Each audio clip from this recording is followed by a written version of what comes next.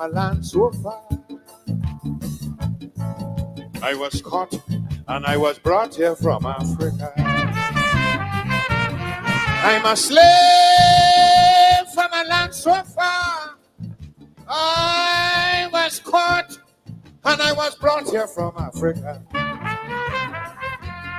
Well, it was licks like fire from the white slave master every day. I down on my knees, weeks and weeks before we crossed the seas to reach in the West Indies. And then they make me work. Yes, I work. I said I work. Yes, I work. Good Lord, no pay. I toil, Toil, toil, toil, toil, toil, toil, toil. hard each day.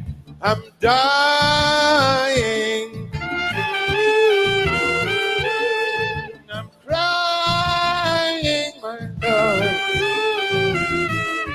Ooh, oh,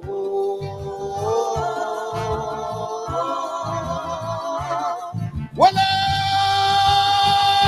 I want to be free. Cha.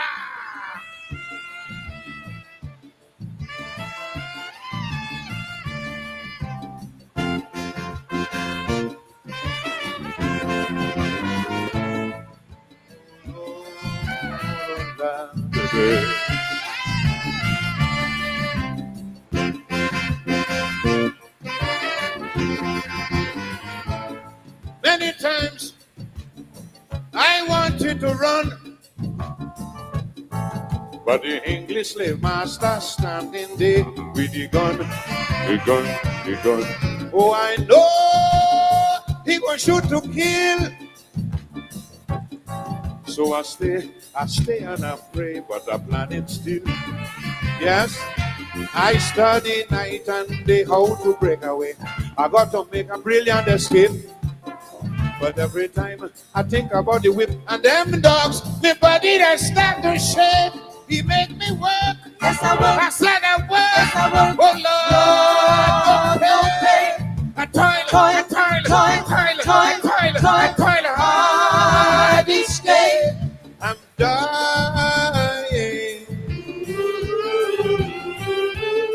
I'm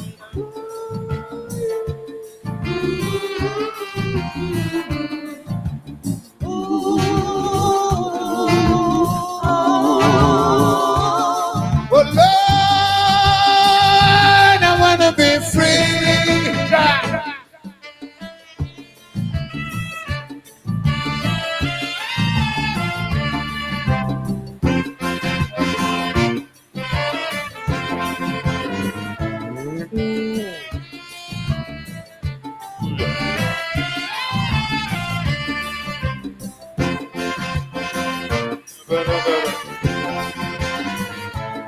In my heart, there was much to say,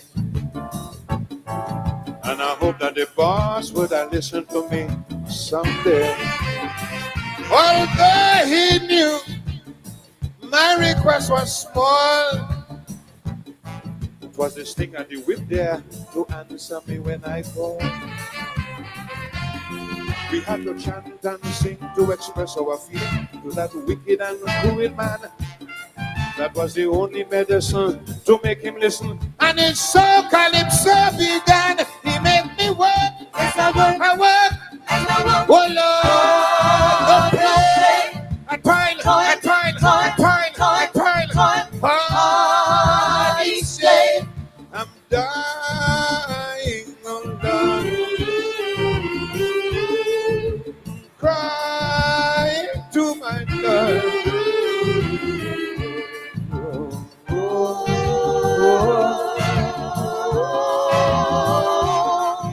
Well, Lord, I want to be free, my God.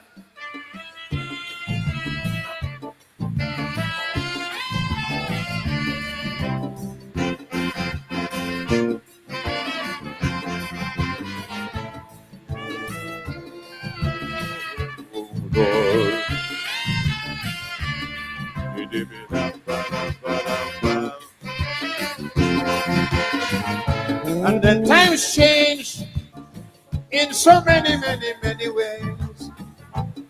Till one day, somebody said, free the bloody slaves. I was then put out on the street. I had no clothes, I had no food, I had no place to sleep.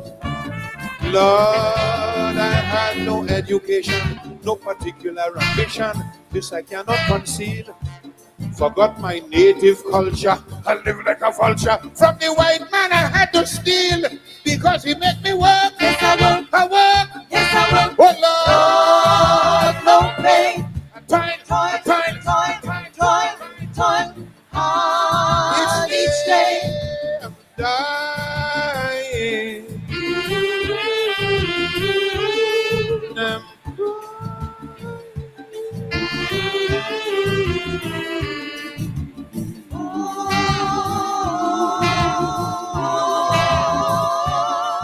Oh Lord, I want to be free.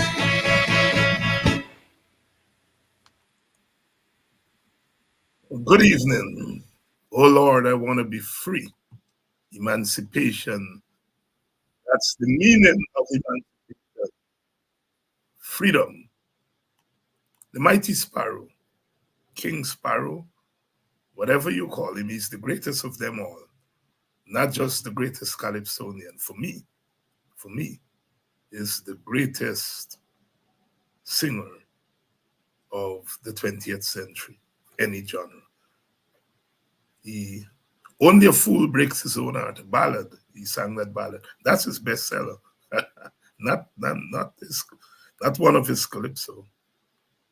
Only a Fool Breaks His Own Heart. That was his bestseller. The Mighty Sparrow. Good evening. Well, it's good to be back with you. We've been gone for an entire week. Well, you know, it was Emancipation Week, and we had our observances in Buxton, which was not a one-day thing. We started last Tuesday, and we had events right through to Sunday, and we're taking a break, and then later on this month we have a couple more events. But you know, these days when you are part of organizing these things, it's a lot of work because the pool of activists has shrunk considerably. So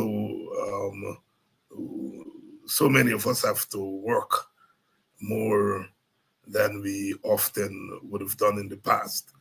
So we are here and we're ready to go. So many of you have been inquiring about when we would restart. Well, we're here this evening and we are ready to roll. Lots of events in the last week. This year, Emancipation was perhaps the most watched for a number of reasons, and we'll flesh those out as we go on through the week. Today was the death anniversary of Fox Burnham. The People's National Congress had an event at the Seven Ponds in the Gardens, remembering Burnham, who died 39 years ago. 39 years ago. For all you Burnhamites, PNCites, the rest of us, we remember Burnham with you, his contributions and his towering presence in Guyanese politics then and also now. We are also, as some of you may know, mourning the loss of a young man who was elevated to the position of a government minister when he was 25 years old. Dr. Simpson De Silva, who passed away this week.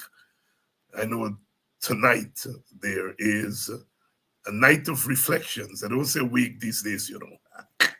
A night of reflections. It's a week at Itpadaji's offices, headquarters, because he was very active in Itpadaji, very active in the formation and the survival of that organization. Dr. Simpson De Silva died this past week. The funeral is going to be on Saturday at the church in Golden Grove, and then to Lancaster on the quarantine where he was born. He will go back there to lie with his ancestors. We offer our condolences to his family, his friends, in this hour of grief. As we say in the villages, everyday souls are passing away. Everyday souls are passing away. Somebody's dying every day. As we live, so we must die. But, you know, death is never an easy thing. It's never an easy thing to accept. I just learned one of my classmates sit down in bench with him at school, right through high school, law professor Stephen Plass, died suddenly 2 or 3 days ago. Left all of us in shock. All of us in shock. The man was, if you all think I got a laugh, his laugh was out of this world. Condolences to his family. All right, so tonight, what are we going to do tonight? Tonight we are going to continue to do battle. At the symposium, the EUC Kwayana annual symposium, Emancipation Symposium, held in Buxton, put on by the First of August movement. Of course, the topic, for those of you who tuned in and those of you who did not tune in because it was carried live, the topic, of course, was identity and resistance in the context of state-sponsored racism, and also other forms of racism, as they would say in the villages, as they say in the villages. In a nutshell, what to do about state-sponsored racism against African Guyanese. What to do. Because resistance is fighting back. How do you fight back? And what does identity have to do with that? And we had a very large, I think we had 8 presenters, and I know at least 3 presenters, Takumu Gunse, Eric Phillips, and Dr. Henry Jeffrey, said one of the things that we've got to fight back with is to change the political system, change the electoral system, move away from winner-take-all, change the Constitution to ensure that at the end of elections, win or lose, African people do not go through what they are going through right now. And for that matter, no ethnic group must go through what they're going through right now. Or put another way, to stop the PPP from doing again what it's doing now. In fact, to stop any government from doing what it's doing now. That was the question that the presenters interpreted us to be posing in Buxton. And I said at least 3 of the presenters dealt with that issue. And we came away from that symposium on Sunday night with that on the lips of those who were there and the others who were not there. Many people called me over to speak after the symposium and to ask, what next? What next? What next? Well, Dr. Henry Jeffrey is here. He's a regular, and he was very vociferous, as he has always been. It's not a new issue to him. And as he likes to say, he was not always there, but he has been converted. And since he's been converted, he has become probably the loudest and most consistent voice, arguing. We talk about winning, and he always asks, what if you lose? What if you lose? So Dr. Jeffrey's here, and we are ready to roll.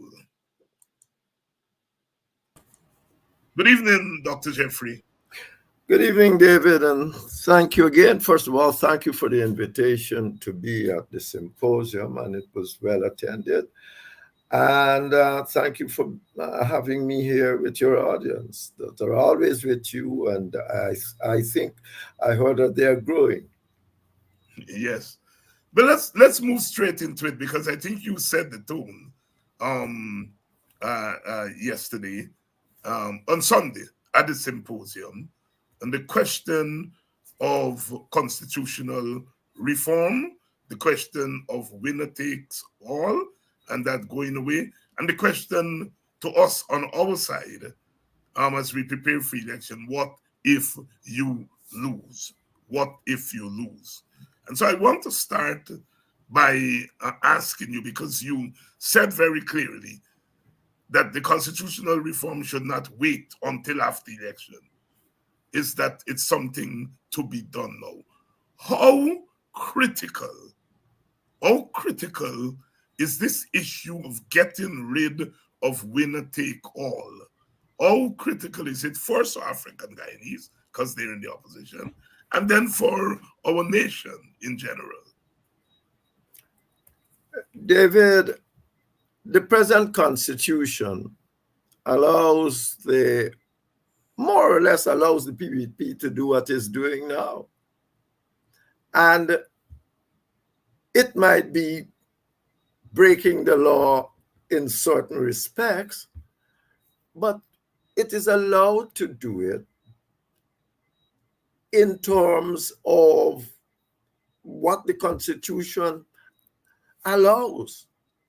No, there's not, well, let me put it another way. Democracy is not majority rule, David. Democracy is majority rule acceptable to all of us. Let me give you an example of what I mean. If you look at Britain today, the government of Britain only won 34% of the total votes.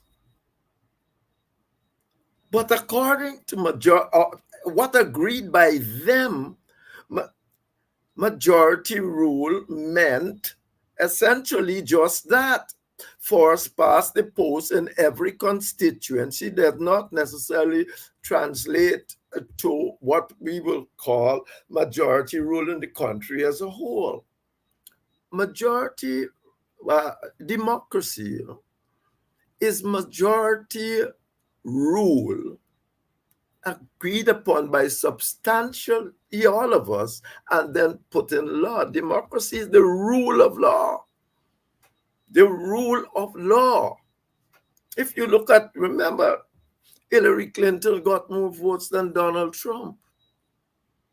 And yet, he won the election in, I think, 2016 or whatsoever.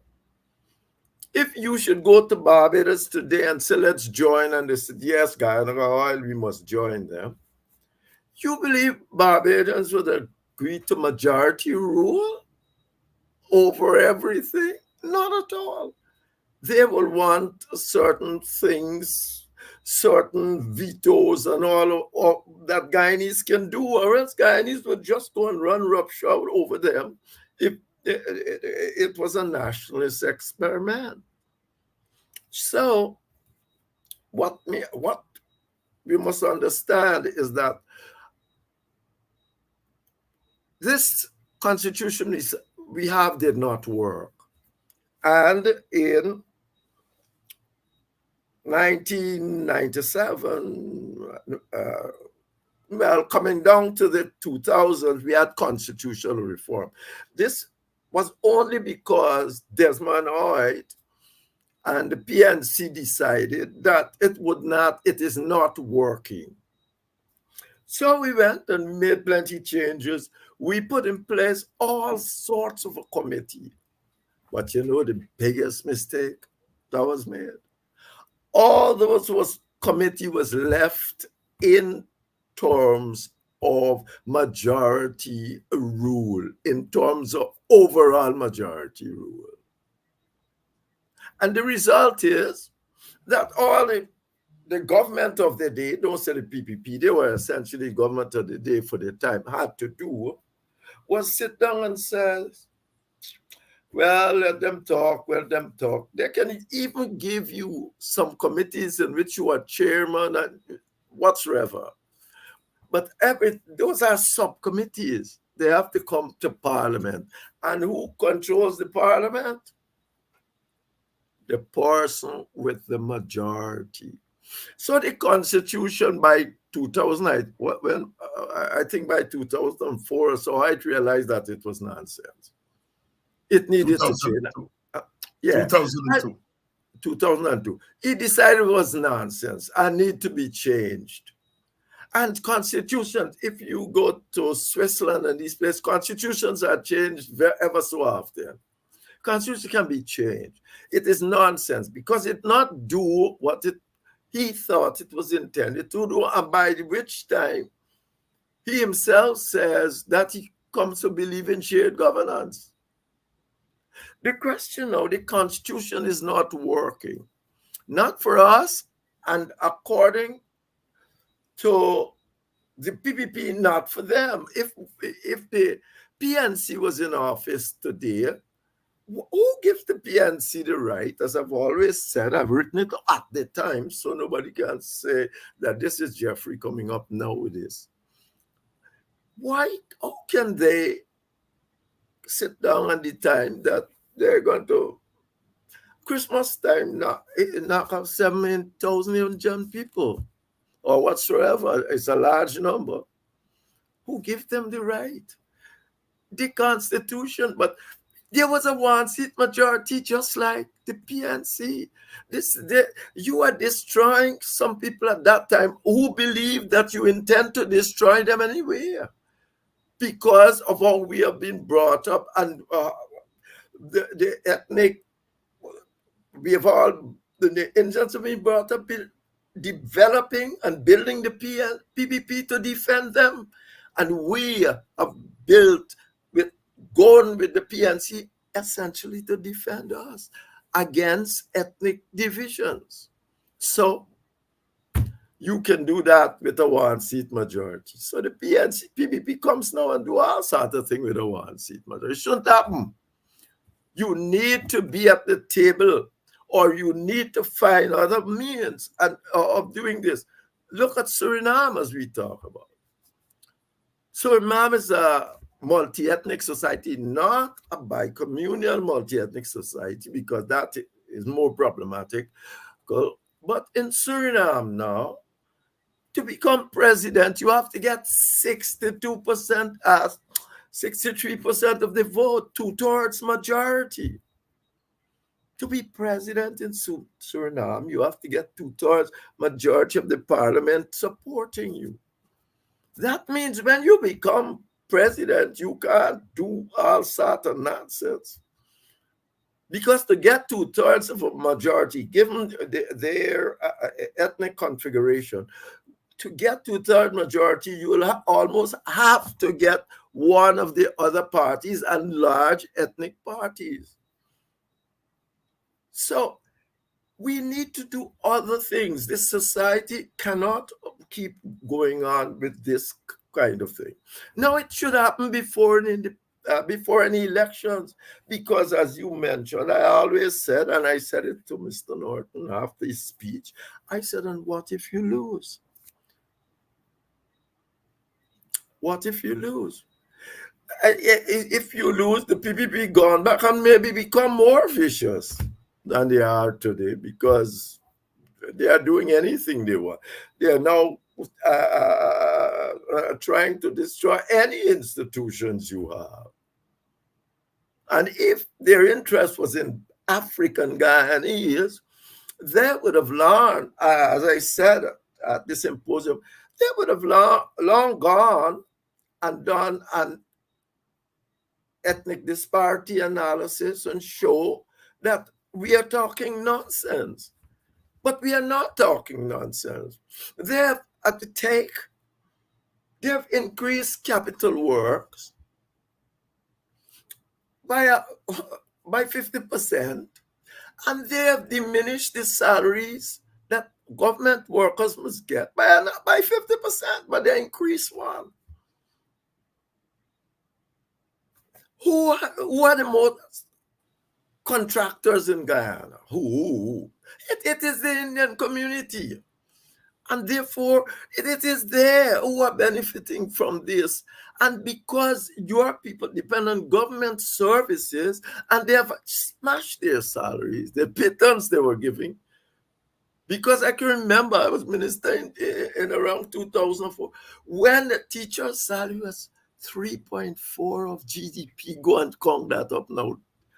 Of course, they wouldn't want to give you that now, given the GDP, because that would be the starting wages of American teachers, as a matter of fact, about 45,000 US dollars. But the point is, they won't want to give that. But look what it is, pittance. Because it's not oil caused this. Don't make nobody tell you about oil and oil causes. This was happening for the longest while, since about 2000. 2002, this has been going on. What it has allowed the PPP to do is to have more resources spread to their communities and to bribe your people. That is what is allowed. But it's not an oil problem, because if any countries that are configured as bicommunal societies around the world have a similar kind of problem, and you got to solve it. And there's only one way to solve this. It's by shared governance or dictatorship. And what you have now is dictatorship by the PPP. So that is why it is of vital importance that you don't want to know elections and hope to win. 22% of the people in this country, only 22%, believe that governments in Guyana has been chosen by the people. 22, and this is not me. So this is the International Republican IRI. Mm-hmm. They said that. So don't worry this thing, and then propagandists for the PPP and the different newspapers talk about, they won. These elections are highly manipulated. Between 2011 and 2020, the electoral list in Guyana rose from 475% to 660 people. There is over nearly 200 people, 200,000 people. Tell me where that ever, where Guyana population is stagnating almost. So these elections are manipulated. Now, so unless Mr. Norton knows how to really manipulate the election, because he's not, the truth is that you have to this change before election, or you have to start the process so people know where you're going. You have to start the process. You think the PPP wanted any constitutional reform when Desmond Hoyt was opposition leader? No. But how they bring it? Because Desmond Hoyt went on the streets at the end of the day. That is not what we should attempt to do, but we should certainly begin by putting forward something. You can't say the PPP never wanted. Who cares what the PPP want? A lot of things in democracy people don't want. If they don't want to reason, what are you going to do about that? Because that is the reason. You can't show me anywhere else in the world that anything else around. That's reason. If they don't want to reason, what are you going to say there like it? We're going to live on unreason and dictatorship?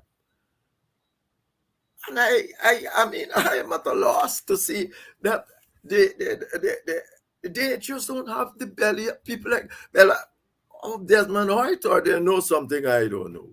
But anything they know, the Europeans also know. Because in their report, as I also said, they pointed out They pointed out between 2015 and 2020, under the PNC, the electoral list rose 15.8%. And in Region 1 by 30%. So they are well aware of what is going on. We got to be very careful. Unless we want to continue like this for the rest, our leaders have got to determine what they want before election. Even if they had to go to elections without it, they must say what they want before and commit to it before. Not sit down and wait to tell us they're going to win this election. As I always say, what if you lose? You leave your people in what we call it in the days, David, pocketery. Pocketery. Pocketery. And if you're African Guyanese, you know exactly what we are talking about.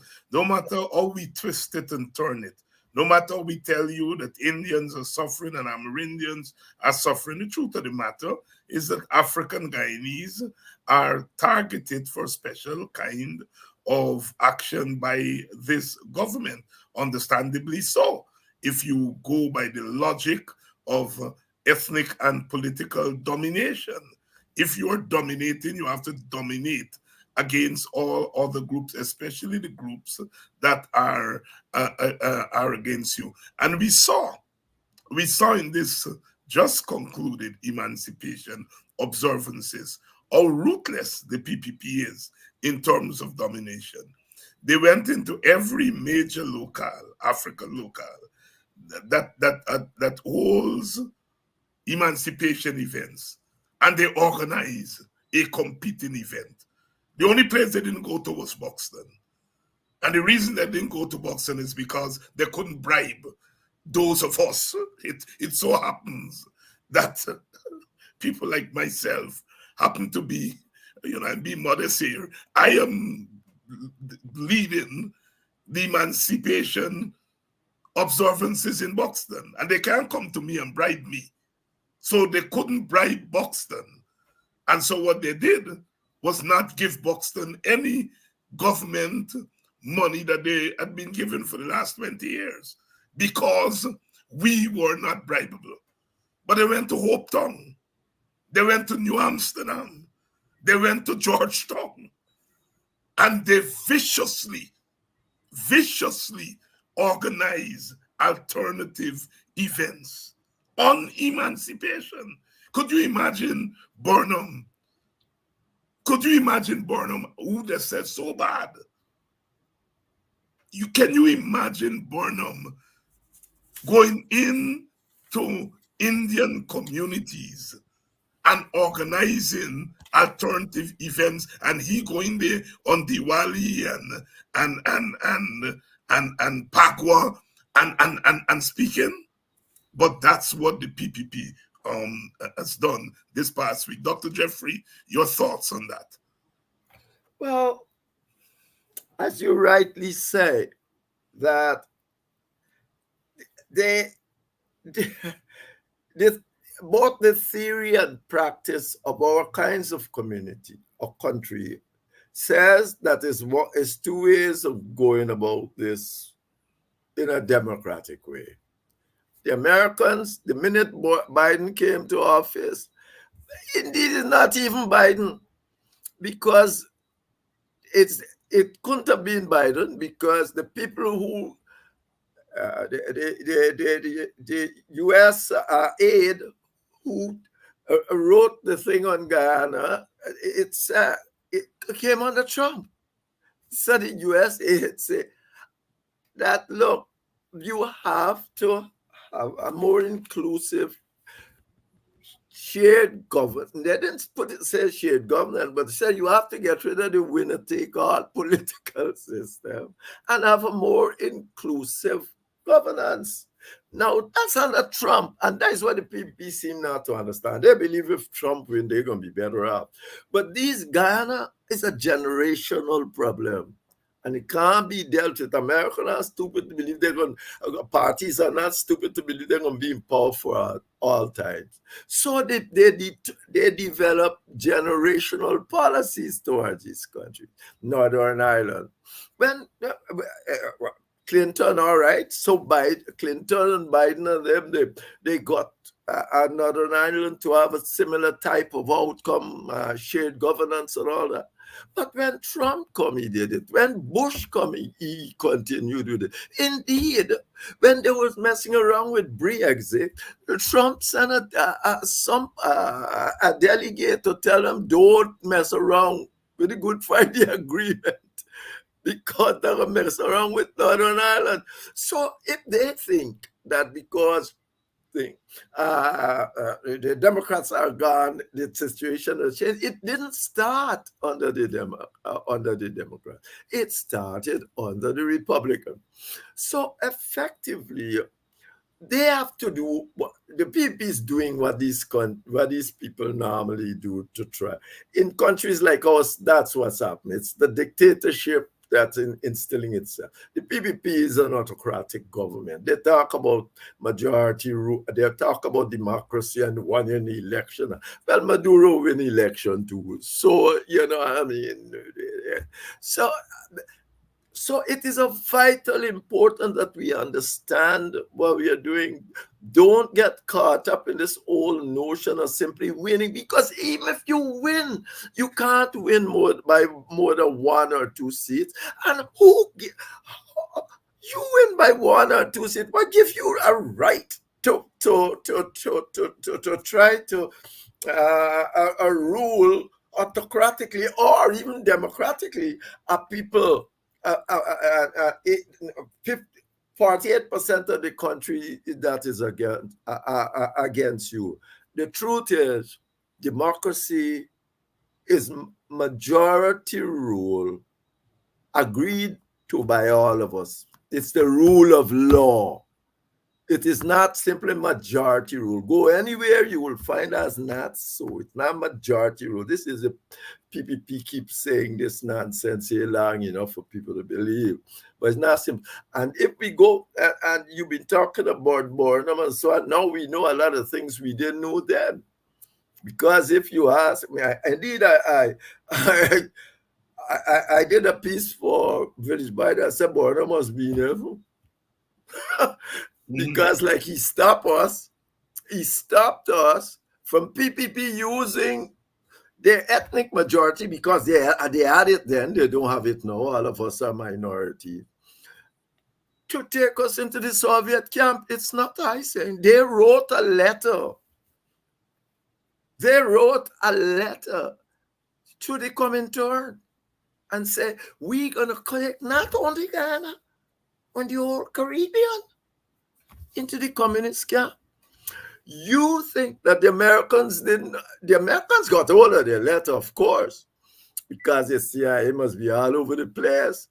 And the Americans will get rid of the PPP. They do everything. And you cannot blame them. It's one time when it is democracy, majority rule must never allow to rule, is when majority rule is structured in that kind of a way and intend to get rid of democracy. Because if you want to take us into a Marxist-Leninist thing, that's certainly no democracy. And that was the intent of the PPP, to use the Indian majority to do just that. The Americans were. I'm not saying this now. I was telling Chadijigan that all the time I ever knew him. But I didn't have the evidence that comes out now to say he sent a letter to the people. I was just arguing to say to him, the things you've been doing, walking around the world and supporting all sort of dictatorship and coming here, communist dictatorship, and coming here and tell us how you don't talk to me about that. I buy it. I don't buy it. But today we know that they wrote a letter to the Comintern in Czechoslovakia, and they all part the information, saying, please give us help to take Guyana and the Caribbean into the Marxist-Leninist mode too. If it wasn't for Barnum, we might have been living in a gulag. So, I mean, and when you talk about the Caribbean leaders, you think America ain't passed the information to them too? Not they want to tell them how they got it, but they're going to tell them we are assured, because they can't tell them how they get it, because then that would open a whole story for how they get it indeed in terms of CIA. And now we know that. So all this thing about Barnum,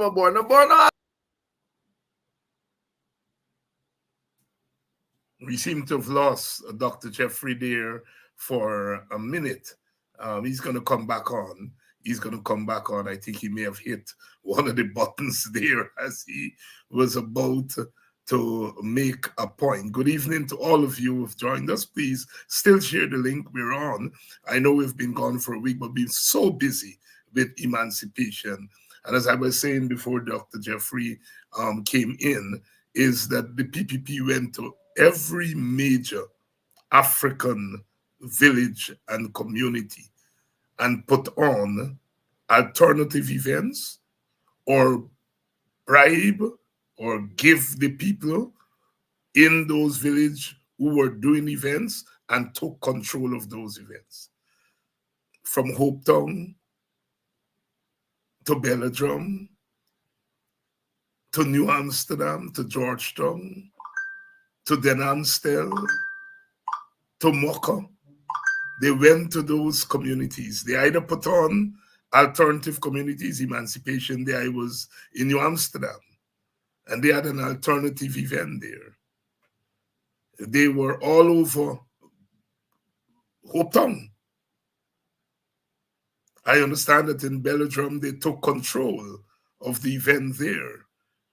The only place they didn't put on an alternative event or take control of the event is Buxton.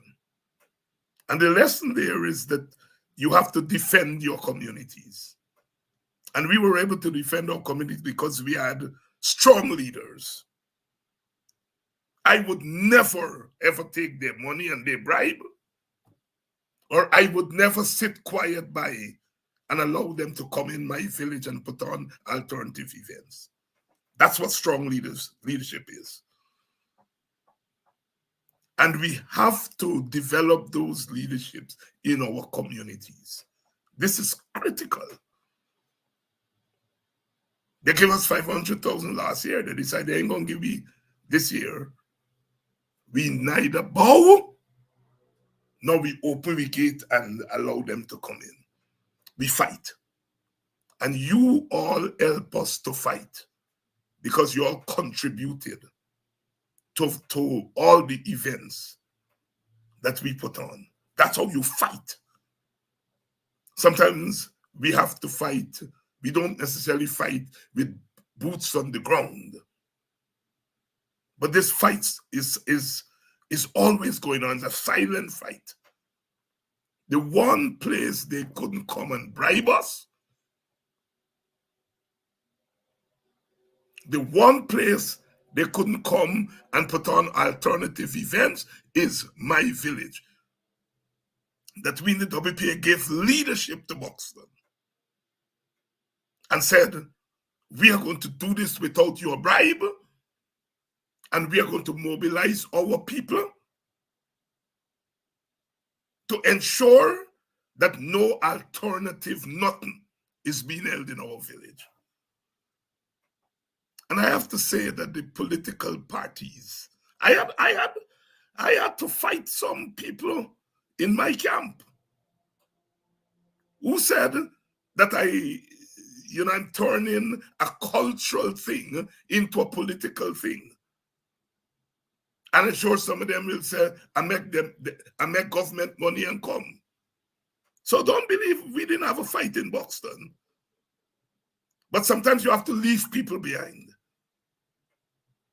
Because we can only sing and dance.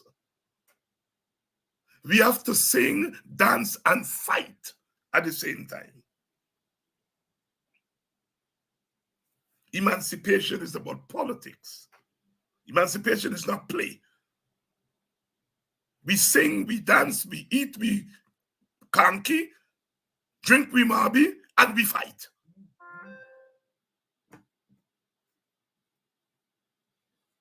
We fight.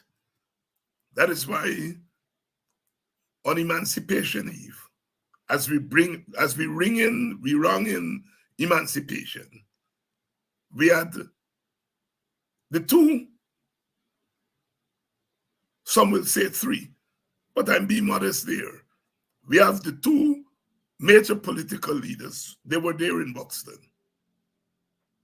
And they came onto the stage and we held hands in a show of unity. The PPP is smarting. They're going crazy. They're asking Norton, and they suddenly become supporters of Norton and Nigel Hughes. They're asking Norton and Hughes, how can they allow the weakest link to bring them together? They're referring to me and the WP as the weakest link. They're going crazy because they didn't want to see that show of unity. They want us to fight each other. So they're telling Norton and Nigel Hughes, beware, because the weakest link, how can you all make the weakest link bring you all together? And my answer to one of them who drew the PPP propaganda to my attention, I said, maybe it's not the weakest link. Maybe, just maybe, what you all calling the weakest link is not the weakest link. And so, sisters and brothers, we're up against a vicious group of people. And our message has to be very, very clear. My message is clear. Very clear. This thing that Indian people are not benefiting from the people, they are benefiting. They are benefiting. The Indian elite is benefiting more, but the Indian masses are benefiting. They're benefiting more than Africans and Amerindians. But we're talking, I'm an African, I'm talking about African.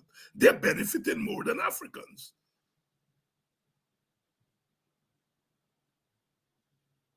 And we have to talk about the marginalization and the exclusion about Africans, we African leaders. You see, they want us to talk about all these other things.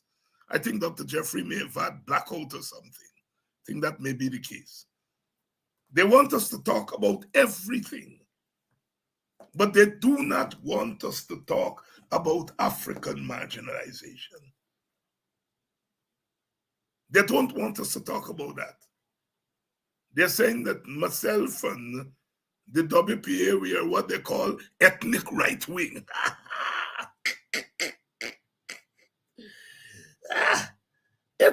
We are ethnic right wing.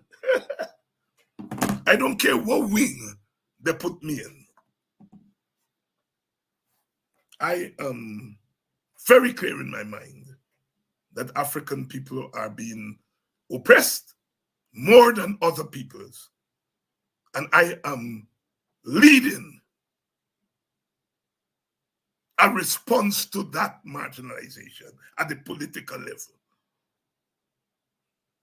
We're not only fighting with politics, we have to fight with culture, we have to fight at all levels. There are other organizations, there are Black organizations, ACDA and Coffee 250 and others.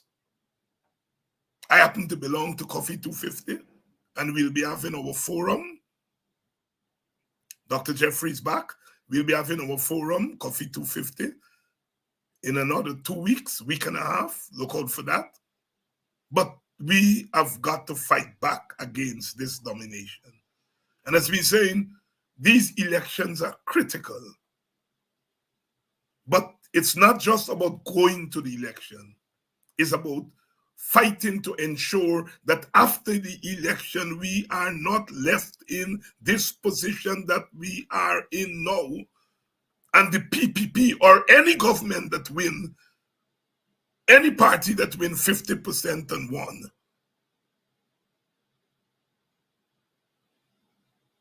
should be allowed to do what the PPP is doing. So yes, we are not done playing elections. All we are saying, we're asking the question that Jeffrey asks. If you lose, we know if we win. But as the brothers have said, even if we win, the PPP would have done so much damage, or they would have they're dominating the economy to such a point that if you win the politics, you have to deal with the economic might of the PPPs, the PPP supporters. Dr. Jeffrey, you're back. Yeah, yes. I don't know what happened there. Yeah. If you believe in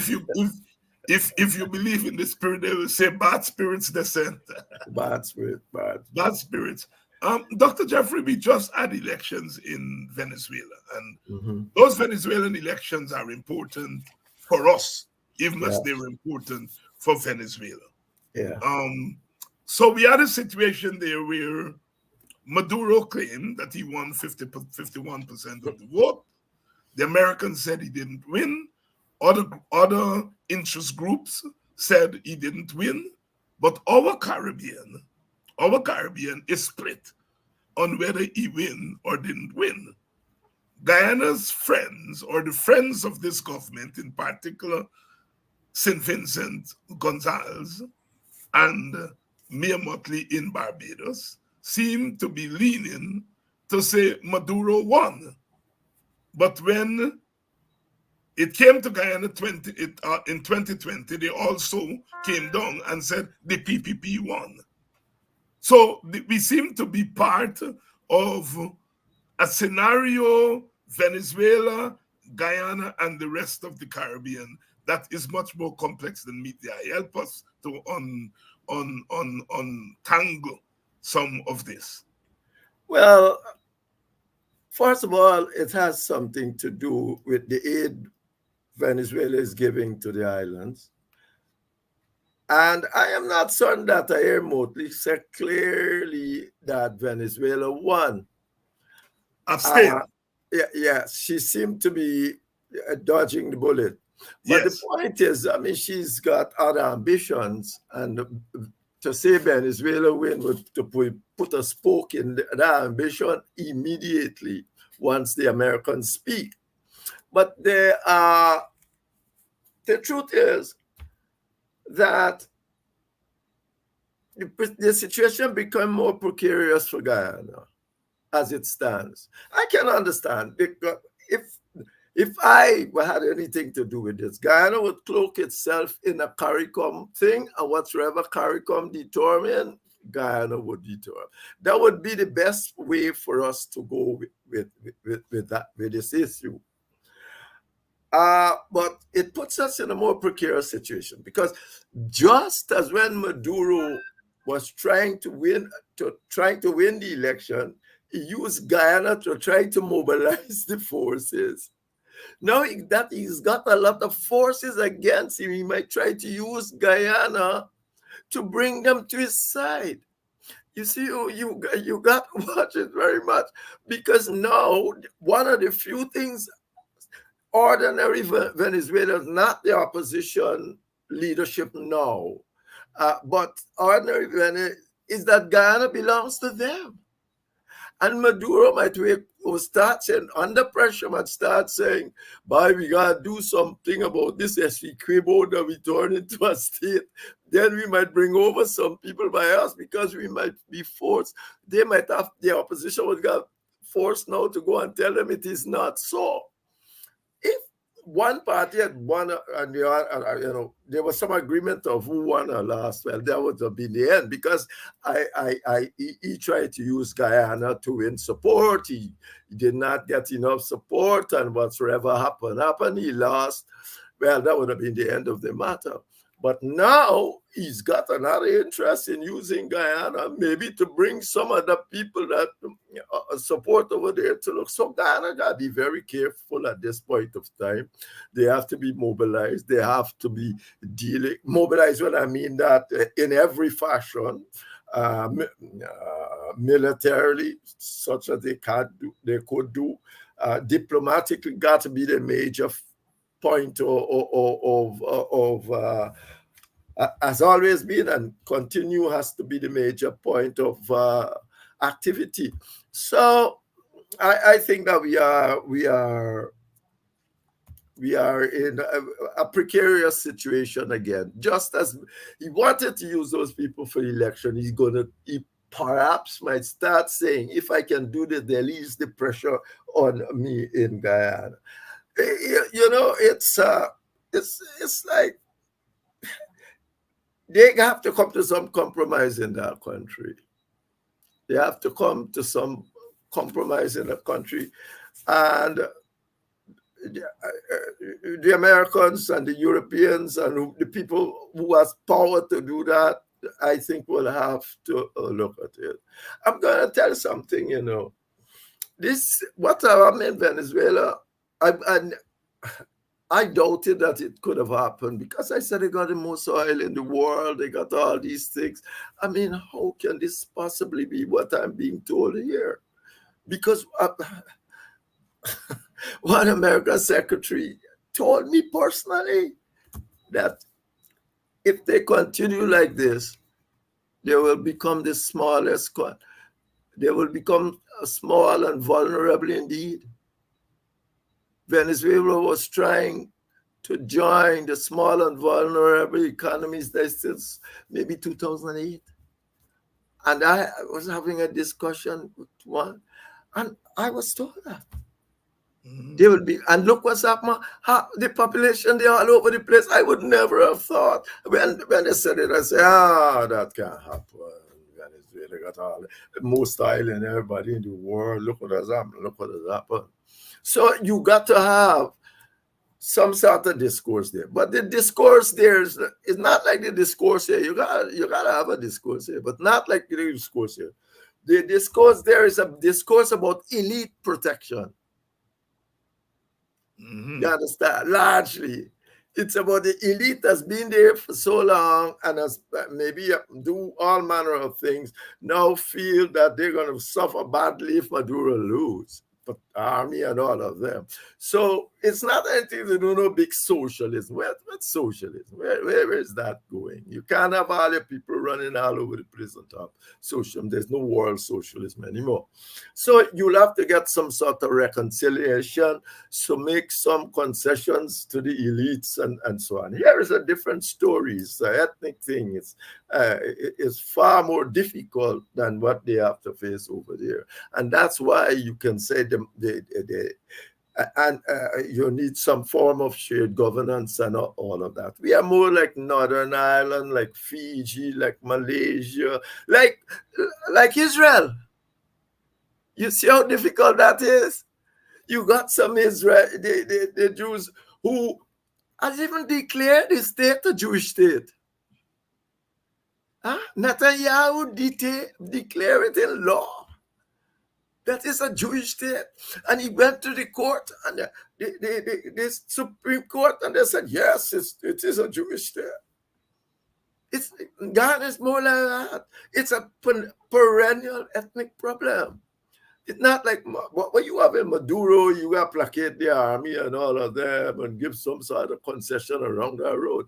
That's how I see it anyways. So, but Ghana got to be very, very much on its toes, because the election is over, but they can still come into play if Maduro wants to try to win back some of the supports on the road against you. Speaking about Maduro and the Venezuelan elections here, Dr. Henry Jeffrey. Dr. Jeffrey, you know, this constitutional reform coming back to Guyana and moving away from winner take all. Really, it's about convincing the political elites. And at the symposium, a lot of fingers were pointing in the direction of the PNC. I want to say categorically here on this show that we in the Working People's Alliance are ready for constitutional reform. We are prepared to make it a centerpiece going forward. We are not opposed to elections as a form of change in governments and so forth, but we are very clear in our minds that elections within the context of winner-take-all is very, very problematic. And so therefore I want to say categorically here that we are for a change in the winner-take-all system before elections. I want to say that categorically here. We still have two other parties in the opposition that have not yet made it very clear where they stand. From your understanding, from working with you know, in the PNC at a lower level than you work in the PPP, but in terms of the PNC and the AFC, what do you think is causing the hesitancy? Well, first of all, Nigel used to make these same sort of noises. Yeah. Nigel is a man who used to say, you gotta get 60% for this, 50%, 60% to pass, bill 60%.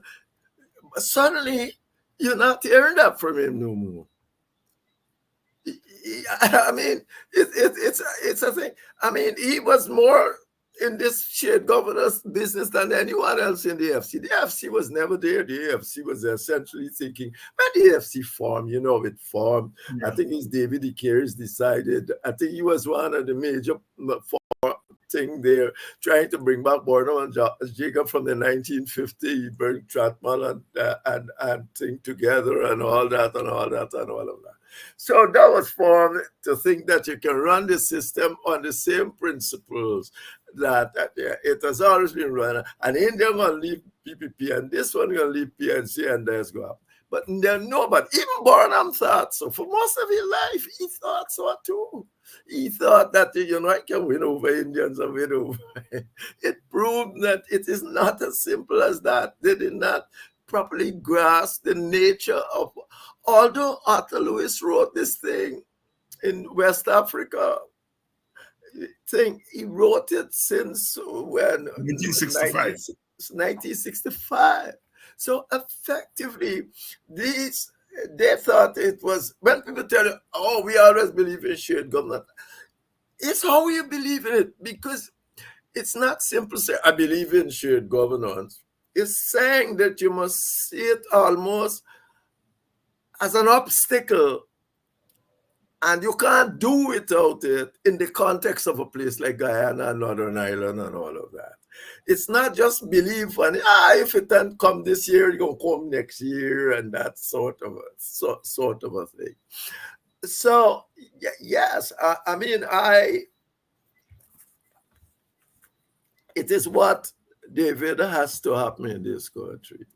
There's no, man, we've been at this for 70 years almost. Mm-hmm. We fooled ourselves that it was Burnham was the problem. I was speaking to Burnham when the thing came off. But as I said, look what Burnham maybe prevent from happening.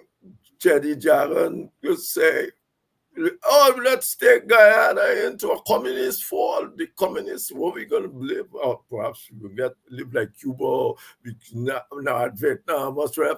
No. And it is quite clear that if the one time that you can stop majority rule, if its majority rule is intended to destroy majority rule as a whole. And that's precisely what Jagan was attempting. Because when he take us into any communist democratic centralist mode, well, we know what happened there. No majority rule. And therefore the Americans were totally correct to stop him. As I said, I used to tell him that all the time. All the time I know Jagan citizen. So I telling him that. But I didn't know that he had written something and the Yanks get it. And the Yanks must share it with all of Caribbean leaders, not in terms of who say, but we have information that there's the intent. And they rightly too said, no, Cherry, and that thing. So when you run around blaming Caribbean leader for not intervening, Guyana would rig the election. They got a right to rig election. If that's what it takes to keep Jagan and people taking you into some communist, Marxist, Leninist mode, it was the right thing. But you couldn't say that because they didn't have the information. But now you have it.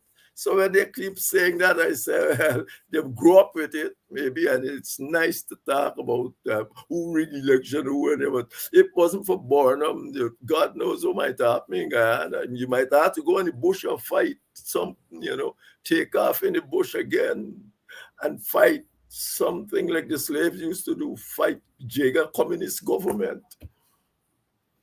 Dr. Henry Jeffrey here, talking about the need for constitutional reform before elections.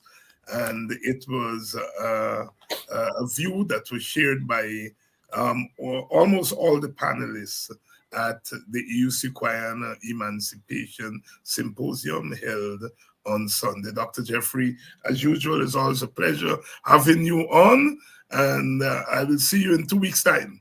Yes, and thank you, David. I hope you press your boys. You got party, I do have a party. You have a party, press the chaps, and let's try to get something on the road.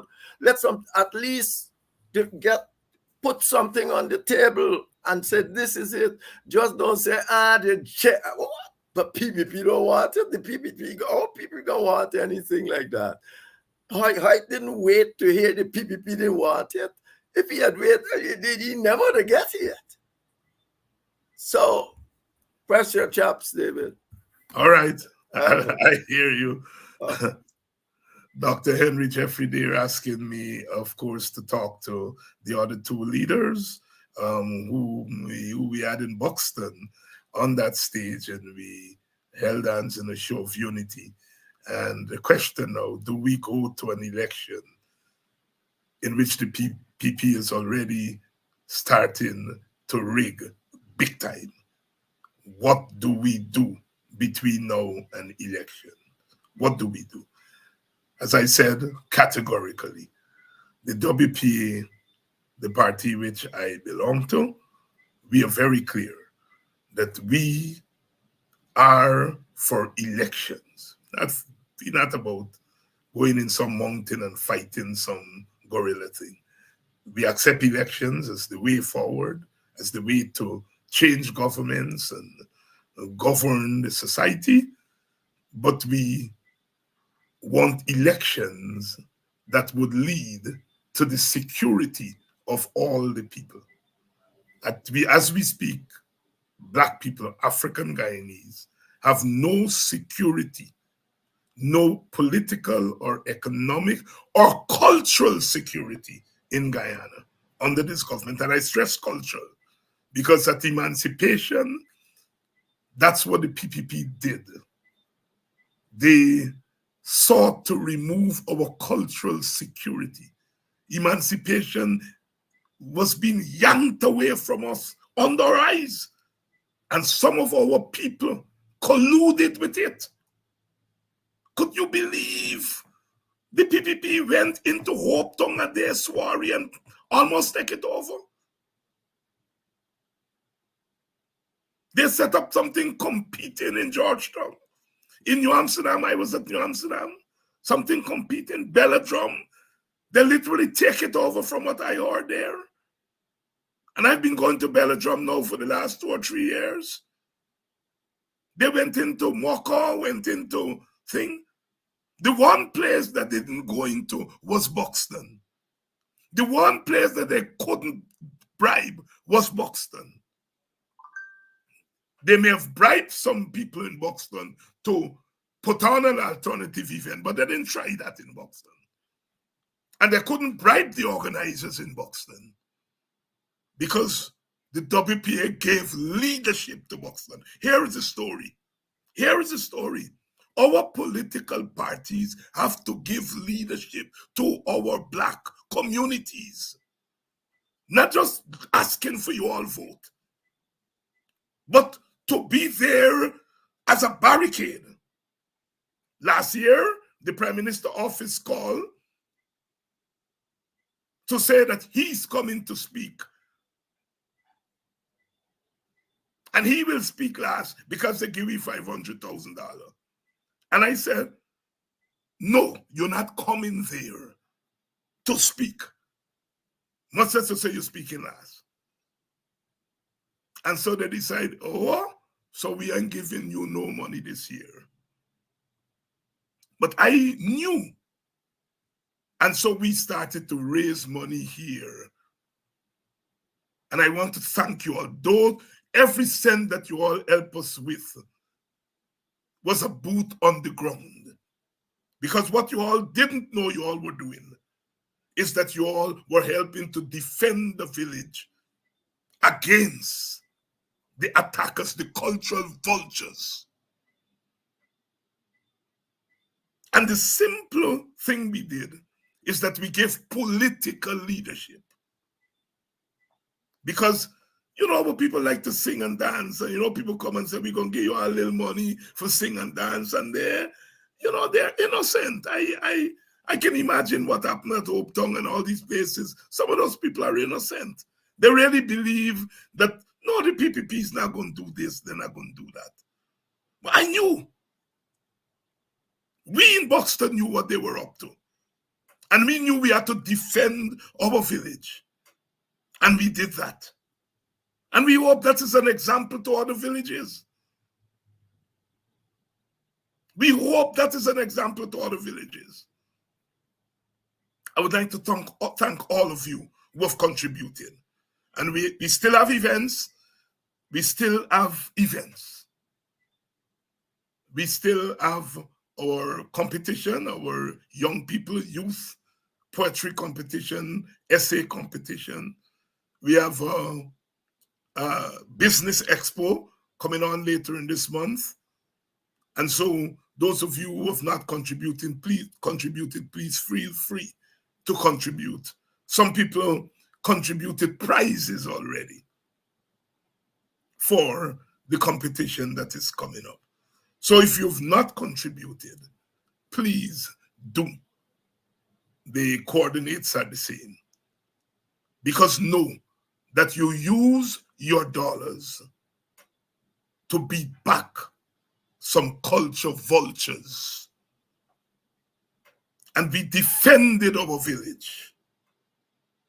We defended our village. And Buxtonians came out to that lined up. Some of my own people were telling me, oh God, David, then people don't go listen to no politics thing. They come for see people sing and dance. And I said, yes. And we sang and we danced for 2.5 hours. And when we looked up at 11:30, everybody was seated and standing, waiting for Norton and Nigel Hughes and myself. And they waited until the last word. Our sing and dance people. Our sing and dancing is revolution. That's what we used to sing and dance, revolution. And we have got to change our mindset among our people. This thing that we are malleable, we easy. All you have to do is come and throw a little money in front of us. They know they can come and throw no money in front of me. And they know that once I